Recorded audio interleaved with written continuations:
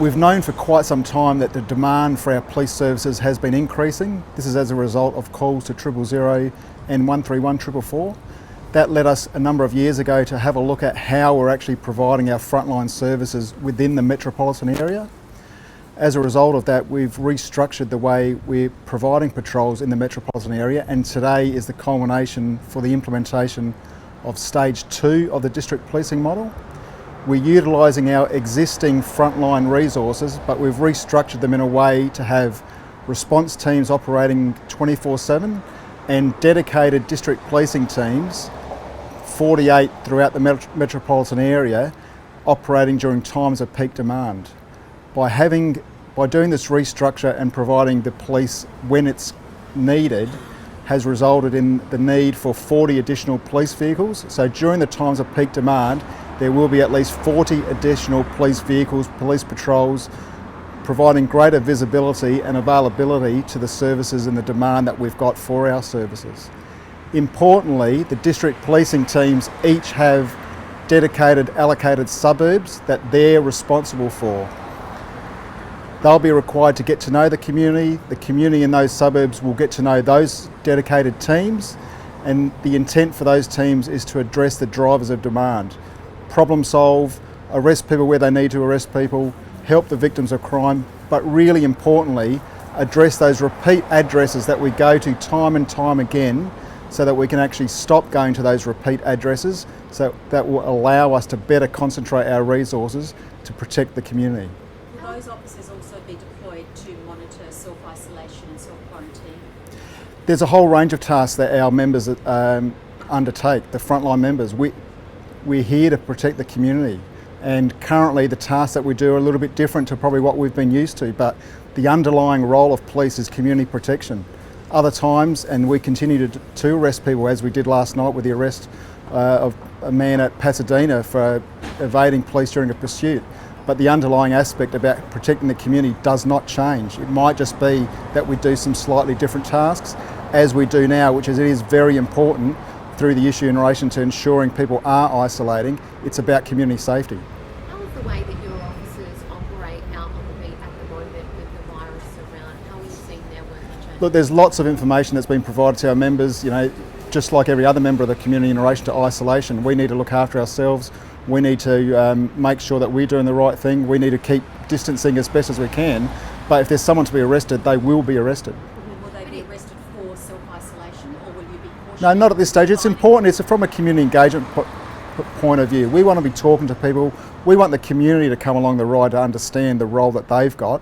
And by undertaking that, then everyone plays a part.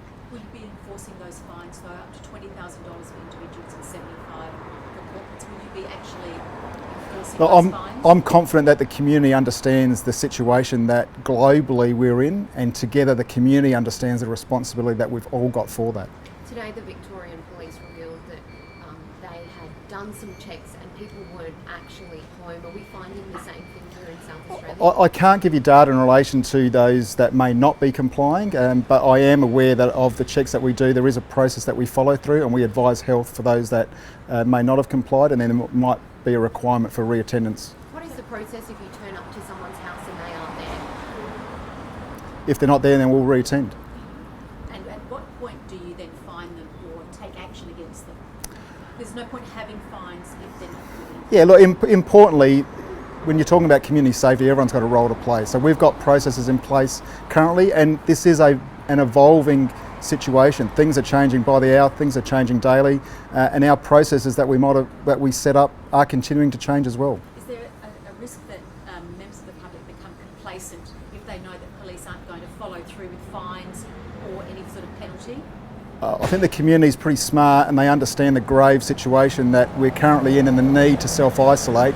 I'm very confident the community understands what needs to get done. Even though we're seeing in Victoria that people are ignoring it? People will be getting the message pretty quickly, and that's one of the reasons as to why we're undertaking and helping health to address community safety, to make sure the community is safe by undertaking the visits that we are doing. What tests are being conducted on the police officer overnight who was spat on? Yeah, so the police officer overnight had an exposure. They were checked by the SA ambulance last night and returned to work this morning, and there's been some further tests undertaken for that member, which is the normal process that we undertake in relation to any exposure that we have. What about his partner? Was his partner going to be tested? No, their partner was fine. So. What do you think of that sort of behaviour? Someone spitting on a police officer, especially during this time? It's a very serious offence. It is something that we take very seriously. The person has been charged for those offences in relation to the assault on the police officer. There are a whole range of tasks, unpleasant at times, that our frontline members confront. Has he been isolated at all? Has he been forced to isolate? The offender, No. the member, no. And not taking leave or anything? No, correct. Yeah, came back to work today. So there's no reason to think that that officer is at risk? No. As part of the police processes, is it the processes that are stopping you from telling us how many checks you've done on people in isolation, and if there are anyone ignoring that? Yeah, why look, aren't you being told? I'm not in a position to be able to make comment in relation to those details about the numbers for isolation. My primary role today is to talk about the district policing model and the 48 extra teams, or the 48 teams that we've got dedicated with allocated suburbs to problem solve the repeat drivers of demand. Presumably those additional resources will help with monitoring people who are... Yeah, not correct. isolated. They've got a range of tasks to do, and this is a great way for them to get to know their community by visiting those